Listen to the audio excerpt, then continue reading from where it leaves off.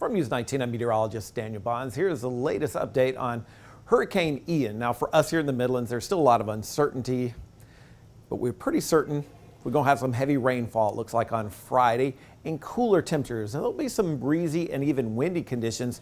Do put a question mark behind the severe weather because that's still a little bit questionable at this time. But with the latest advisory, we now do have a tropical storm watch in effect for parts of the low country of South Carolina. So tropical storm conditions are going to be possible, at least for the low country of South Carolina. Got tropical storm warnings and hurricane warnings in effect for parts of Florida.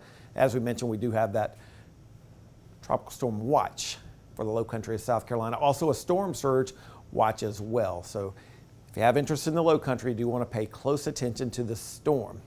Did make a landfall early Tuesday morning in Cuba as a Category 3 hurricane. Here's the 11 a.m. advisory, still a Category 3 with winds of 115 miles per hour with gusts up to 140 moving towards the north at about 10 miles per hour. Here's the latest forecast from the National Hurricane Center.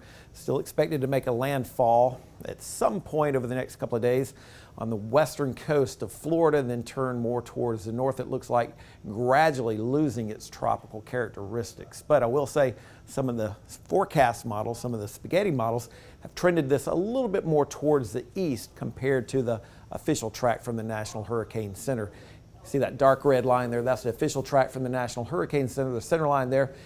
And some of these models have been tracking a little bit farther east, so something we'll have to kind of watch. Now, the odds of tropical storm force winds have increased slightly for us here across the Midlands. Still not great, but the odds have increased a little bit. So you're talking about winds of about 40 miles per hour or greater. Those odds have increased a touch, so that's something we'll have to kind of watch. Still some uncertainty with that, but again, we're expecting a good bit of rainfall, anywhere from 3 to 4 inches of rain. And with that being said, we're under the slight risk for excessive rainfall that could lead to some flash flooding, especially Friday and maybe even parts of Saturday as well for the northern half of the Midlands. Here's the most likely time of arrival for hurricane force winds. You notice this hurricane force winds impacting parts of Florida. Now, the tropical storm force winds will impact a lot more people, obviously, including possibly parts of the Midlands. As we mentioned, those odds have increased slightly, and certainly the odds of tropical storm force winds have increased for the coast, low country of South Carolina. But here's the American model. Notice the rain moving in on Friday. No matter where the storm is, we're going to have this rain kind of moving in.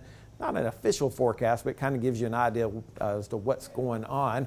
Here's the European model showing what would be tropical storm Ian at that point, and all this moisture moving into the Palmetto State. Now, our in-house forecast model shows kind of a similar thing with Ian making landfall. It looks like a little bit south of Tampa at some point tomorrow, and then kind of cutting across Florida and bringing all that moisture into South Carolina. It looks like very late in the day on Thursday and into parts of Friday. So Friday really is going to be our day when we're expecting a lot of rain.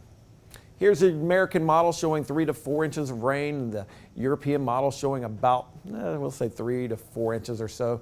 Regardless, we do expect a lot of rainfall on Friday, and it's going to be windy at times.